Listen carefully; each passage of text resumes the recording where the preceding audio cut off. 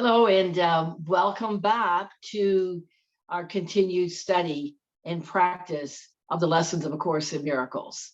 So today we are on lesson 23. So I will read the lesson. So here it is. I can escape from the world I see by giving up attack thoughts. The idea for today contains the only way out of fear that will ever succeed. Listen to that, the only way. Nothing else will work. Everything else is meaningless. Nothing else will work. Everything else is meaningless. I just repeated that. But this way cannot fail. Every thought you have makes up some segment of the world you see. It is with your thoughts, then, that we must work if your perception of the world is to be changed.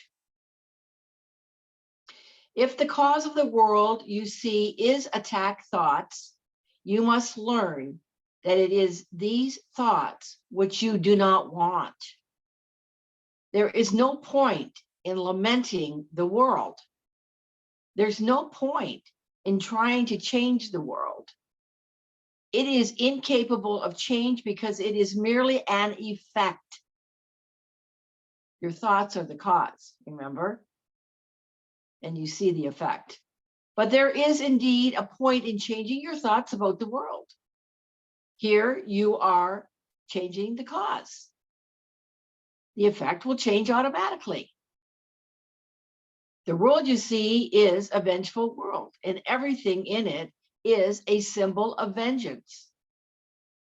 Each of your perceptions of external reality is a pictorial representation of your own attack thoughts. One can well ask if this can be called seeing. Is not a fantasy a better word for such a process? And hallucination a more appropriate term for the result? You see, the world that you made, the world that you have made, but you do not see yourself as an image maker. I'm going to read that again. You see the world that you have made, but you do not see yourself as an image maker. You cannot be saved from the world, but you can escape from its cause. This is what salvation means. For where is the world you see when its cause is gone? Vision already holds a replacement for everything you think you see now. Loveliness can light your images and so transform them that you will love them, even though they were made of hate. For you will not be making them alone. The idea for today introduces the thought that you are not trapped in the world that you see, because its cause can be changed. This change requires first that the cause be identified and then let go so that it can be replaced. The first two steps in this process require your cooperation. The final one does not. Your images have already been replaced. By taking the first two steps, you will see that this is so. Besides using it throughout the day as a need arises, 5 practice periods are required in applying today's idea. As you look about you, repeat the idea slowly to yourself first, and then close your eyes and devote a minute to searching your mind for as many attack thoughts as occur to you. As each one crosses your mind, say, I can escape from the world I see by giving up my attack thoughts about. Now that might be about a person, it might be about a situation. Hold each attack thought in your mind as you say it, and then dismiss that thought and go to the next. In the practice periods, be sure to include both your thoughts of attacking and of being attacked. Their effects are exactly the same because they are exactly the same. You do not recognize this as yet, and you're asked at this time only to treat them as the same in today's practice periods. We are still at the stage of identifying the cause of the world you see. When you finally learn that thoughts of attack and of being attacked are not different, you will be ready to let the cause go. So again, the lesson is, I can escape from the world I see by giving up my attack thoughts. Now, you know, it's taken me a long time, and I continue to, raise my awareness and my consciousness to when those egoic thoughts, attack thoughts are egoic, they're not of love. When they show up for me is, to remember, to keep myself awake and aware to them, to be able to then ask the Holy Spirit or give them over to the Holy Spirit to help me see things differently, to shift my perception, to experience the miracle. So just want to say that this is, again, this course is more than just getting the information. It's about actually practicing. And, as you're doing the course, a lot of this will be brought to your attention over and over again, because it gives you the opportunity to relook and to process. So let us remember that attack thoughts are all based in fear. And again, we're reminded here in this lesson, the power of our thoughts. All is at the level of thoughts. We're doing this mind training. We are examining our thoughts. And again, our thoughts cause the effect. So it's not just about changing our behavior first. It's about firstly changing our thoughts. Here we're talking about our attack thoughts that are based in fear. So once we change those thoughts through the Holy Spirit, we may be inspired then to take on a new behavior. We do not want the attack thoughts. So even most recently, there's a situation, without getting into the story of it all, for myself. And I saw the need to change some things in my life.